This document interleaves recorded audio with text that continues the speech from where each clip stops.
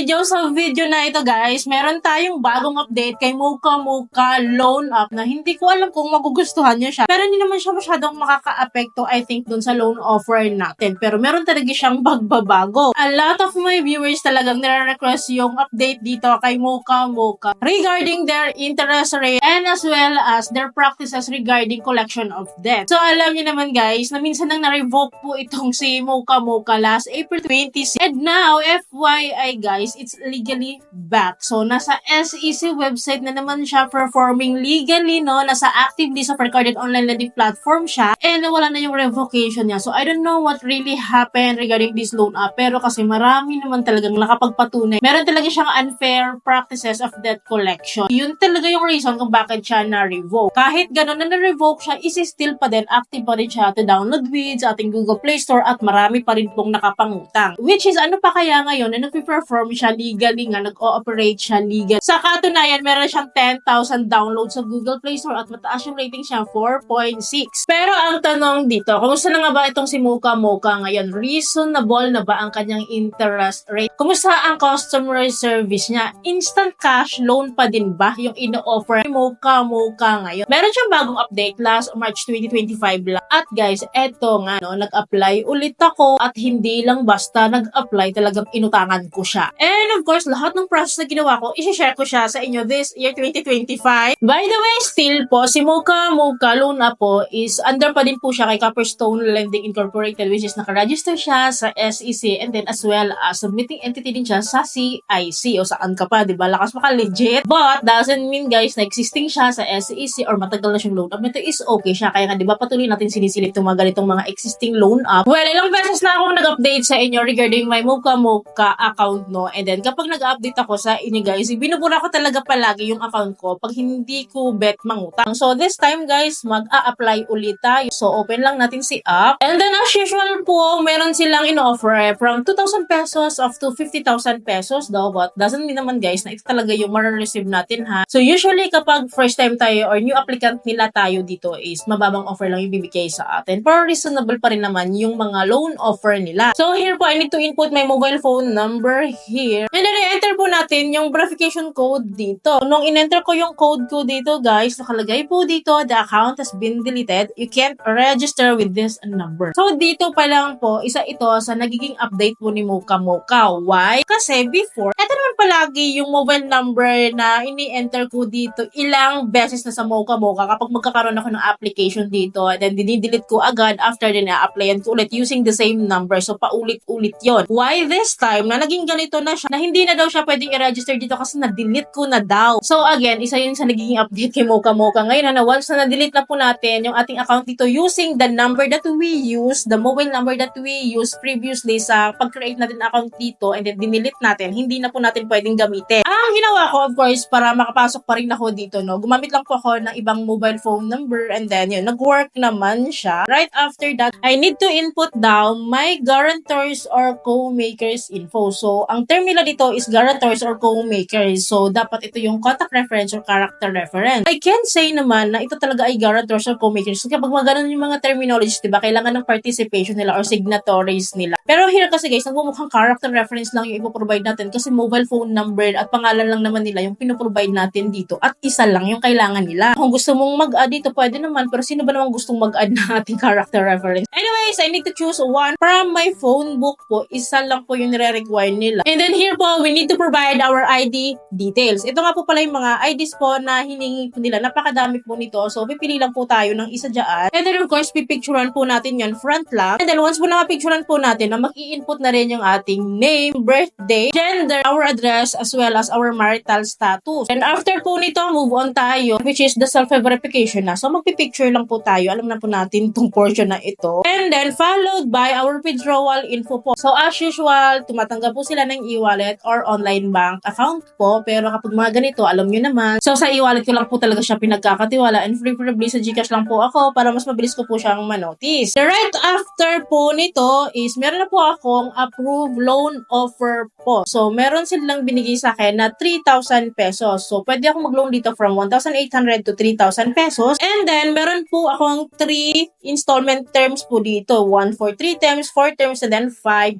terms po. So, pipili tayo ng isa lang. So, mostly kasi ang pinipili ko dito is yung pinaka-early term po para mas mabilis nating mabayaran. So, 3 terms. Well, here po, as you can see, every 7 days to pay lang akong magbabayad dito. Ang bilis ng pangyayari. Parang 2 weeks to pay lang itong 3 terms ko. Kasi itong schedule 3 niya is mawe-wave naman once daw po na makapagbayad ako ng mas maaga dito sa schedule 1 at schedule 2. So, mawe-wave. So, clearly po, 2 weeks to pay lang ito or 14 days to pay lang itong Mocha ko. Well, sabi niya naman po dito sa disclosure statement niya is buo po siyang matatanggap na 1,800 pesos. Well, here po sa 3 terms nga po pala, no, kinuha ko lang yung minimum amount to cash loan or to disburse niya dito which is 1,800 pesos. Kaya dito sa disclosure statement po, nakalagay na buo naman po siyang matatanggap. Yung net proceeds ko po of loan is 1,800 pesos din. At nandito nga po nakadeclare yung mga interest rates daw nila sa disclosure statement. So, para hindi kayo maguluhan at makuha natin yung actual na interest rate. So, sa 3 terms po, meron akong interest rate or service fee po na 378. So, times 2 lang natin niya. 42%